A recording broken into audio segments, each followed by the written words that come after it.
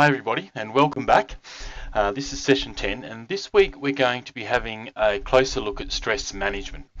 And you'll recall that in week 2 and week 3 we looked at stress physiology and the biomarkers of stress. So at that time we were looking at the physiological human body response to stress and how we can measure that.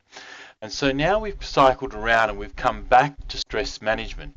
This time what we're going to do is have a look at stress management from the perspective of being a practitioner who is needing to work with a client who is presenting with stress that's affecting their wellness. And how do we work with wellness and how do we work with stress management through a wellness framework?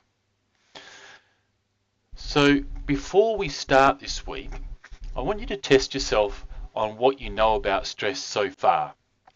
So before we begin, I want you to complete the stress management quiz, which is on page 55 of the prescribed text, which is Robinson and McCormick. If you haven't got the text, then the PDF of this is available in the session 10 material, so you can pick it up from there. So work your way through the quiz and then check your answers against the answers provided in the book or in the PDF document.